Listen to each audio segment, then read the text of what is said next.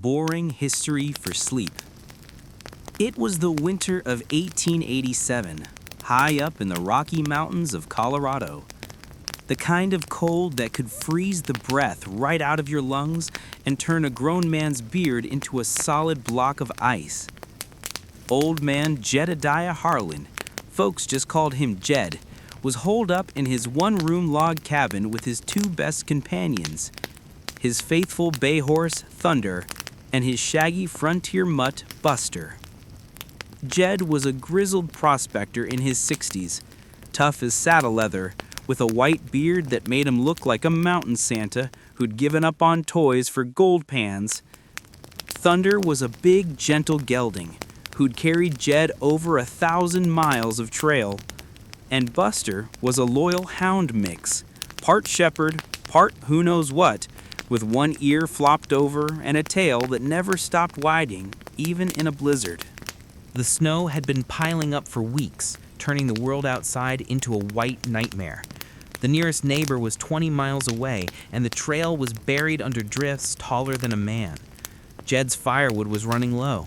The creek was frozen solid, and the wind howled through every chink in the cabin walls like a pack of angry wolves. Temperatures dropped to 30 below some nights. Real bone-chilling, life-or-death cold. Back in those pioneer days, out on the American frontier, the more the merrier wasn't just a saying for barn dances or Thanksgiving supper. It was straight-up survival. Jed knew the drill.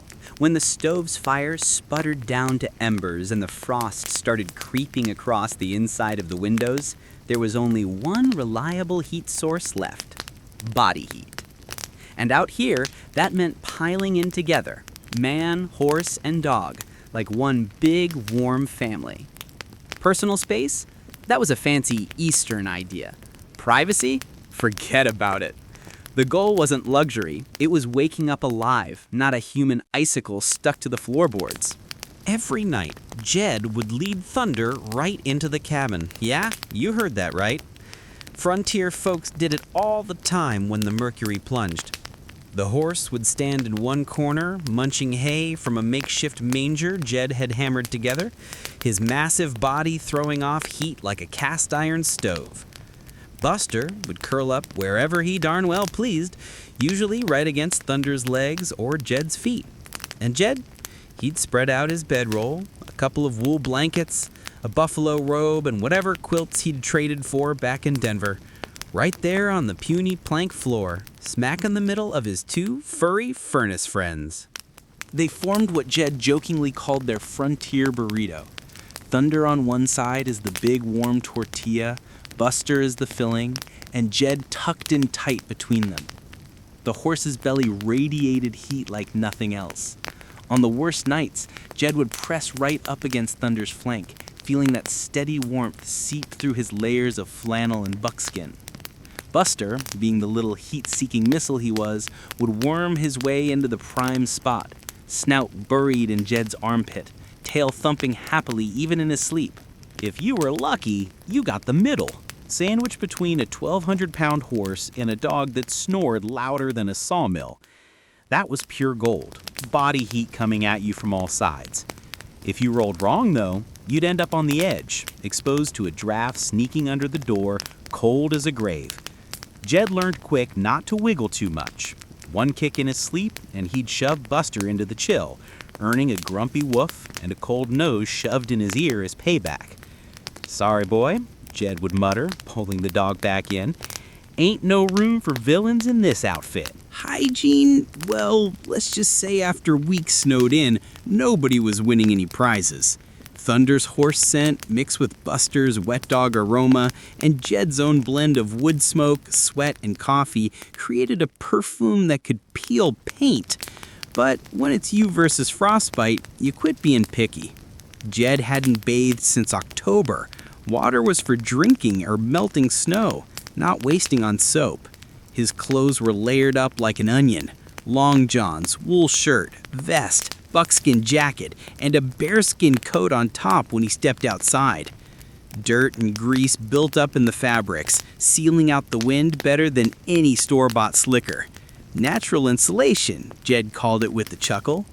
Beats that fancy Gore-Tex stuff they talk about back east. The cabin itself was a constant battle. Jed spent his days chinking cracks with rags, moss, and even old newspapers soaked in bear fat. The wind still found ways in, whistling through like it had a personal grudge. At night, they'd sleep in shifts. Jed would stoke the fire every couple hours, Buster would perk up and growl at any strange noise outside, probably just a coyote, and Thunder would stand patient as ever, occasionally letting out a warm snort that fogged the air. Those long, dark nights huddled together weren't all misery, though. Jed would tell stories, tales of striking gold in California, outrunning grizzlies, or the time he crossed paths with Buffalo Bill. Buster would listen with his head on Jed's lap, thumping his tail at the exciting parts. Thunder would flick an ear, as if he understood every word. It was bonding, frontier style. Man and his animals against the wild, sharing warmth, sharing life. Sometimes Buster would hog the best spot, curling into a tight ball right against Thunder's warm belly, leaving Jed chuckling. "Greedy little cuss," he'd say, scratching the dog's ears. Or Thunder would shift his weight, nearly squishing them both, and Jed would laugh till his sides hurt. "Easy there, big fella. You ain't the only one in this bed." Over a sleeping dog, pat his horse's neck, and whisper, "Thanks, partners, another night down." Because out on that frozen frontier, it wasn't fancy heaters or feather beds that kept you alive. It was the simple truth. Body heat from the ones who had your back, whether they walked on 2 legs, 4 hooves, or paws.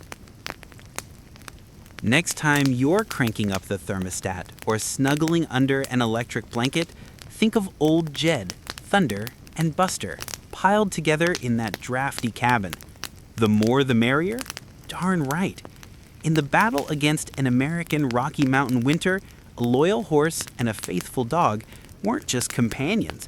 They were the difference between thawing out in spring or becoming part of the permafrost forever. Friend, please like and subscribe.